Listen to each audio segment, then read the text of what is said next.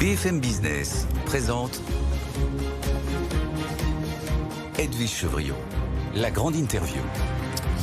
Bonsoir à tous, bienvenue dans la grande interview. Vous le savez, c'est le 105e congrès des maires qui se déroule juste à côté d'ici, porte de Versailles, avec des maires qui sont sous tension. On parle de leur fatigue républicaine. Bonsoir Christophe Boudion. Bonsoir. Vous êtes président de l'Association des petites villes de France et vous êtes aussi président de l'Agence nationale de cohésion des territoires. Si je dis ça, c'est important parce qu'on va parler de crise du logement, évidemment, c'est aussi de votre ressort.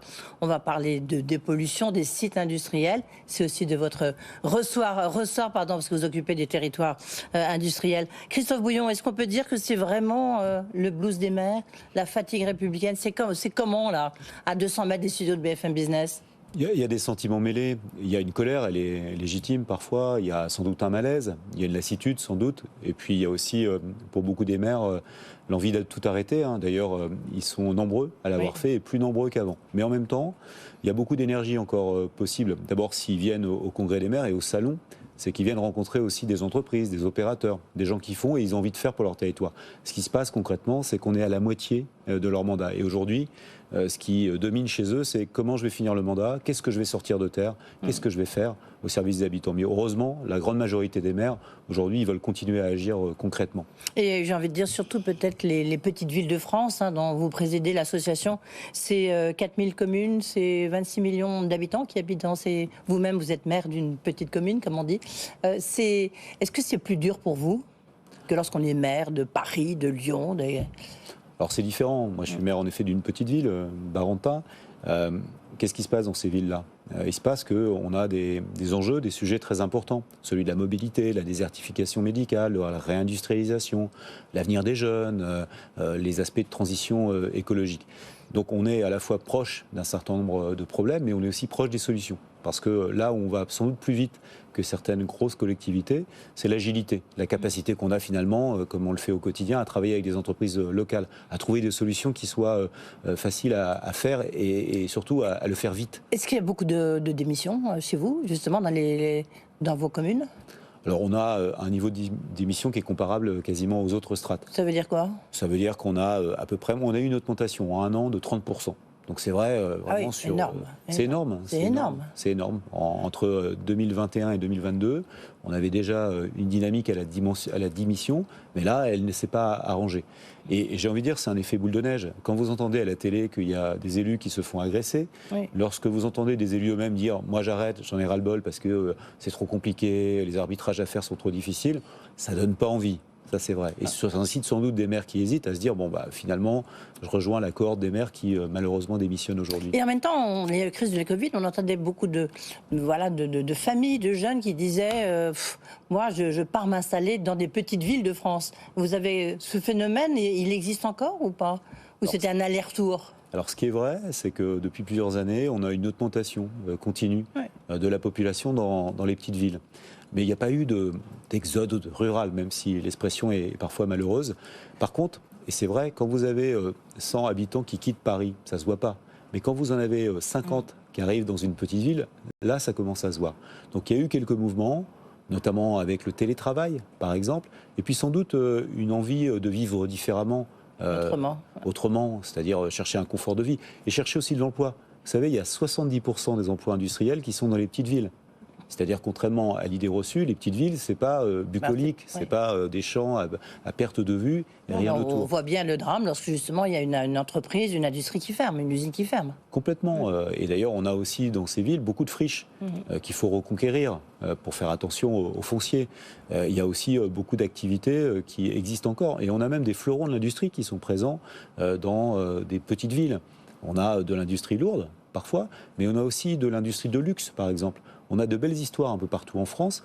On voit revenir dans les petits territoires de l'industrie réputée pour la qualité et les compétences qui sont... Et est-ce que justement, alors on va en parler tout de suite, on parlera des assurances après, mais cette réindustrialisation que vante beaucoup le gouvernement, est-ce que vous la sentez au niveau justement des petites villes de France ?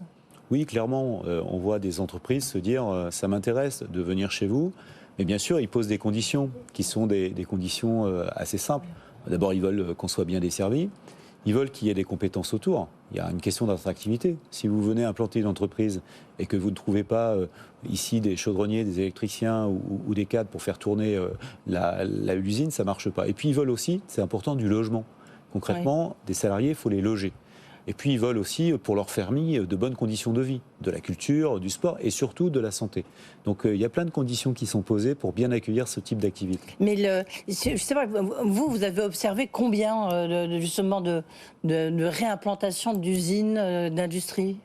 Alors, il y a un mouvement, alors c'est pas un raz-de-marée, il faut être raisonnable là-dessus, ça prendra sans doute du temps, mais il faut aussi parfois s'intéresser au foncier qui existe chez nous. Qu'est-ce qu'on voit ? On voit des friches, il y a 400 000 friches en France, et il y a une grosse partie qui se situe dans les villes moyennes ou les petites villes, chez nous. Ouais.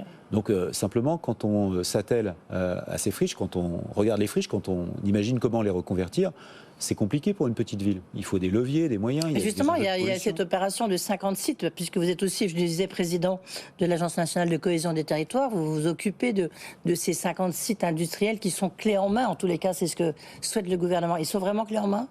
Alors d'abord, on porte à l'Agence nationale de cohésion du territoire ce qu'on appelle territoire d'industrie. Oui. C'est un programme qui concerne, il y a 183 territoires, ça concerne la moitié des intercommunalités de France, c'est important.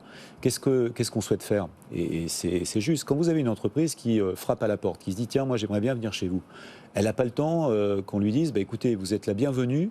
Mais pour rendre le terrain possible, sur lequel on peut implanter votre usine, il faudra 3 ans, 4 ans, 5 ans.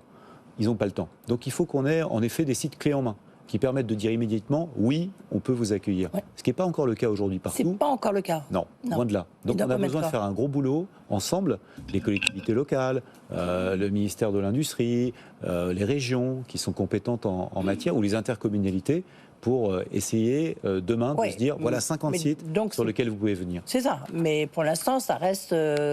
dans les limbes. Il n'y a pas encore de projets concrets. Alors, on a quand même des belles annonces, et plus que des annonces, des projets qui ont été fixés. Je pense à Dunkerque avec la Gigafactory. Bien sûr. Mais il n'y a pas que des Gigafactories. Parce que quand on pense les 50 sites, ce n'est pas forcément des sites avec des centaines et des centaines d'hectares. Parce qu'il y a parfois des besoins de la part d'industries qui souhaitent se relocaliser, qui sont de moindre mesure. 50 hectares, par exemple, ou 10 hectares, 12 hectares.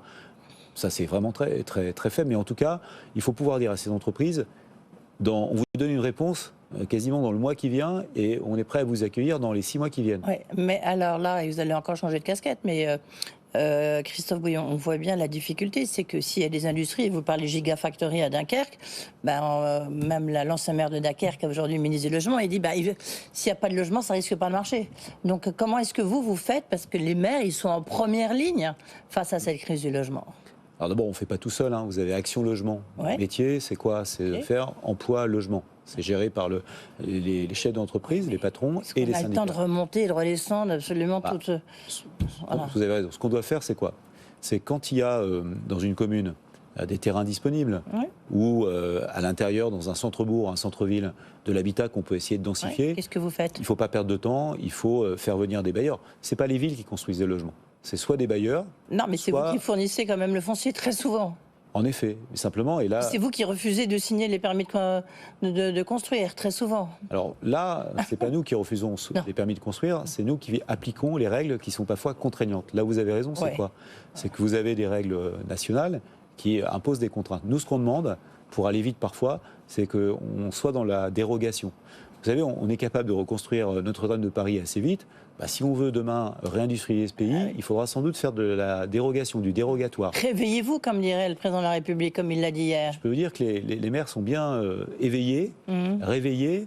Simplement, ils ne veulent pas qu'on les endorme debout. C'est-à-dire qu'à un moment ou un autre, il faut que chacun mette à contribution ses compétences. Il faut faire en sorte que ce soit moins long. Permettez-moi d'insister quand même, lorsqu'on voit sur la crise du logement, vous avez quand même une partie des clés. Comment est-ce que vous faites ? La partie des clés... Est-ce qu'il y a urgence ? Vous êtes d'accord avec moi ? Vous savez, moi je connais beaucoup de collectivités qui mettent à disposition du foncier. Mais il y a un problème aujourd'hui. C'est quoi ? C'est que par exemple, si vous avez du logement social, vous êtes exonéré de la taxe foncière. Bon, donc il n'y a pas de recette. Si vous êtes aussi pour faire par exemple des logements, il n'y a plus de taxe d'habitation. Concrètement, ça veut dire quoi ? Ça veut dire comment vous faites pour faire en sorte que quand vous avez ce choix qui est fait par des maires d'accueillir du logement, vous avez les recettes en face. Et bien voilà, c'est le problème du logement social, effectivement. Et puis c'est un peu votre problème, c'est-à-dire que vous n'avez plus de taxes d'habitat, taxes foncières qui arrivaient directement dans vos poches. Soi-disant, c'est compensé à l'euro près. Enfin, en tous les cas, c'est ce que dit le gouvernement. Vous allez me dire dans un instant si c'est vrai. Et puis en plus, puisqu'on parle de cette crise du logement, baisse des transactions. Donc ça veut dire que, vous, évidemment, tous les droits de mutation qui tombent en partie dans votre escarcelle, là aussi, il y a une baisse drastique en fait de vos ressources. Là où vous avez parfaitement raison, c'est que y a les arbitrages qui sont difficiles parce que les recettes, elles augmentent pas. Et concrètement, quand vous accueillez plus de logements, ça veut dire plus d'habitants, plus de besoins de services. Si vous accueillez une entreprise, vous devez loger les salariés, et plus que ça, vous devez créer des infrastructures pour accueillir bien l'entreprise. Donc c'est encore plus de dépenses, mais en face, il n'y a pas moins. En tout cas, il n'y a pas plus de recettes. Construire des infrastructures, voilà. Exactement. Donc on est confronté à quoi? À une sorte d'effet de ciseau. On a d'un côté sans doute plus de besoins, plus de demandes, c'est-à-dire plus de dépenses, et en face, des recettes qui stagnent. On est remboursé, en tout cas, on est compensé à l'euro près, mais pas à la dynamique.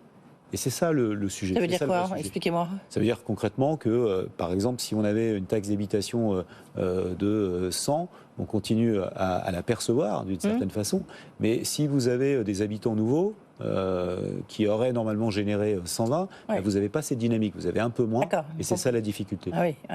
Donc en fait, vous êtes dans un effet ciseau, on a bien compris, vous l'avez bien expliqué, l'équation financière, elle devient très difficile pour les maires. Oui, alors c'est pas nouveau. Pour les collectivités. Vous savez, honnêtement, la génération 2020, les élus qui ont été élus de 2020, Covid, crise des prix de l'énergie, inflation, taux d'intérêt, franchement, ils ne sont pas à la danse, si vous me permettez cette expression. Mais malgré tout, ils essayent de faire. Pourquoi? Parce que d'abord, la plupart ont l'ambition de réaliser le programme pour lequel ils ont été élus.